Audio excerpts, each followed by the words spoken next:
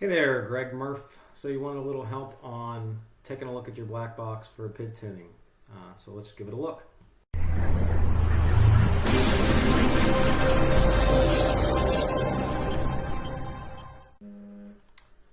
Open up your first log. Honestly, the noise on your quad looks really good. This is the first log you uploaded that just had the two flips in it. And you have a pretty high rate, 1133, which is honestly normal for acro flight, but it's a high rate still indeed. And you have very little bounce back. I think one of the questions you had specifically, and I have a lot of things turned on here at the same time, so hopefully you can just digest this a little slowly, but this is how I get a lot of information out of it. You can see our motors is this trace right here. So once you enter the move, you're going to have an overshoot. So these are the first two motors spinning up. It always overshoots the target roll rate when it's entering the move. And you can see here you're achieving, it's looking for a commanded 13 or 1136 degrees per second roll rate. So it achieves that rate right here. That means this flatlining here shows you that your motors are not underpowered for the weight of your quad, or your props are not too heavy for their motor. So that's a good sign there. This overshoot and this response back where it's up and sharp and coming back, that's good as well. Right here at the end, this is the back motor spinning up to stop the move, and it's really a half roll. And you have I would say, to me, that's really no bounce back in that half roll. And then you're coming out of it again, powering up the front. There's some correction, and then coming out of it here as well. It does look like there's a little bit of, well, I would say on this one you have no bounce back as well. So let's go to the next log. There was a little bit of information there we could look at. It looks like you have a little bit of bounce back here on this roll. And it's very little. So I think you're kind of at the nth degree of tuning. So a couple points I think it's good for just generalities of this and whoever else is seeing this video. So I try to do more than just look at the log, try to include some other things in it. So it looks like you have the dynamic notch filter turned on. It's good. You have the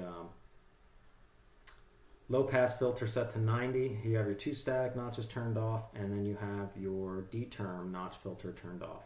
But the low pass for the D-term is still at 100. So 90 and 100 for the two low pass filters, which is normal and good. There's advice that you never want to turn off your D-term low pass filter. Also, that you would not want to turn off your low pass filter for your gyro. That advice is based on, listen, you could probably get away with it, maybe looking at your quad and the amount of motor noise, but if you ding a prop or bend anything at any little degree, you could smoke a motor before it hits the ground if you get vibration into it, and depending what you hit and how you do it. Smoking a motor can happen within seconds, 2 to 5 seconds, 10 seconds. So you don't want to push your filtering out to the nth degree, because you're then running a risk of smoking a motor, unless you're okay with that. But these filters do add latency, so it's about a balance there. So I think you're at a good spot for the recommendations. The only thing now this is what I would personally do. Looking at your quad noise, I guess the first thing I would do is I would turn on your notch debug mode. So go into the CLI, type in set space debug _ mode equals notch, hit enter, type in save, and hit enter again. That will reboot your flight controller. And then that will start to record the pre-filtered gyro noise. And you can take a look at that, and we can upload that and look at that later. With that, I expect, if we just look at your gyro noise after all the filtering here, and just, pull it up for the roll axis or pitch axis, you don't have a lot.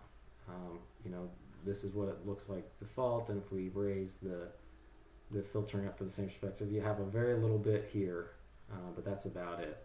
So the filter is doing a great job at hitting all that. Now, how could you could lower this down by putting a static notch on top of this, and that would push that noise down even further. But better than that, I'm going to get to that in a second. So this is your that's your roll axis. This is your pitch axis with the slider moved all the way up. So that's great. That's a low noise floor for your gyro. You do have some D-term oscillations here. So what you could do, what you may want to try to do, is to turn on your D-term notch filter. So let's look at, why am I making that recommendation? That would allow you to pump up your D-term a little bit if you wanted to. Honestly, I think this overshoot though, that you can see here in this roll, I think has more to do with your I term. So you may want to lower your I term or pull, you're at 0 throttle, so that's not an anti-gravity item. That's a I term being too high on the roll axis. So you may want to, think about pulling that down some. I believe that, you can see the trending line matches that for giving that overshoot. So your anti-gravity gain is at 2, which is not very high, which is good, but that's irrelevant either way because you're not at a high throttle value, you're at low throttle. So on your roll axis, maybe bump down your I term a little bit to see if that helps with any of that overshoot or / bounce back at the end here. So right now you're at 55, maybe go to 45, see what you get with that. Just play with it a little bit, go from there. The other thing you could do is to bump up your D term. Now, whenever you're, you do have some noise starting to get introduced here. What we could look at there is, go back to this is the second log. If I look at the spectrum on the D term itself, and now I have to lower this just for clarity purposes, you can see that D term, when we're looking at that wiggly jiggly line here on the D term, you see all these little squiggles going up here. Well, the red is the roll, and if you would measure the distance between these, on average, that spike we just saw, so if I do a marked point on here and I hit M for mark point and go out to the next and look at the next spike here, we're at 141 hertz. Well, I could do that a lot of times to figure out what the average is for where, how spiky that stuff is. Spiky. I don't know if that's very good. Just ignore me on that kind of stuff. Anyways, you can see on average they're up around 170. So if you did want to turn on your D-term notch filter, you'd maybe want to center that, I don't know, in between these two spikes and have it go down to maybe like 100 and, I don't know what this is, 120. A lot of times I just play with the scaling here to get an idea. You can see it's less than 150, so maybe it's 125. And maybe have it centered at 175, and then it will go out,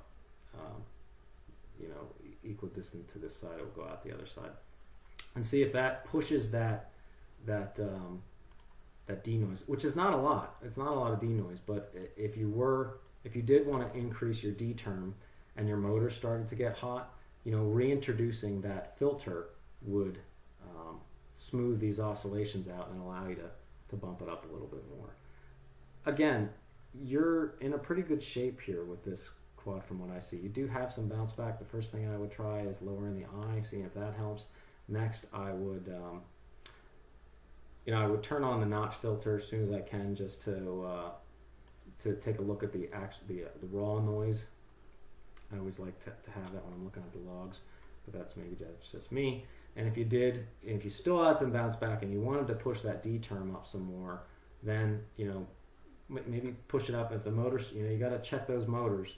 If you start pushing that D term up, I usually just don't like to, even if my motors aren't getting warm, I don't like to see, my motors when I'm looking up here. I don't like to see them jiggling and working a lot back and forth. You can mostly see it in the trace here. If you look at the specific motor trace, this is good. This is what I like to see. Once it starts getting real jaggy, don't know, I just feel like it's hard on the motors, but again, maybe that's just me. So if that's the case, and I wanted to get a higher D term, I'd introduce that D term filter, which doesn't have as much latency as filtering the gyro. So that D term filter, these filters here, D term filters don't add as much latency as if you introduce these or reintroduce these static notches. So I would try to stay away from these, and you have them off now, and maybe reintroduce that if you need to pump up a D term, or maybe just let it go, bump it up. If your motors aren't getting warm, you know, a lot of people run that way. And I guess, yeah, finally just looking at another spot in the spectrum or the trace and seeing that you do have a ever so slight, I wouldn't even call that, it's not really bounce back, that's just settling. I really think it's the I term item there. You know, if you lower your I term gain on your roll at least. Didn't appear like that was happening on your flips though, so maybe a little. So you could look at that as well. Honestly, when you're looking at this, and I know you're trying to tune this in to be the best that it can be, this is a lot better in its current state than a lot of other people's. So you should be pretty happy where it is. If you want to tweak it even more, those are my thoughts. As of now, thanks, and I hope this helps some. See ya.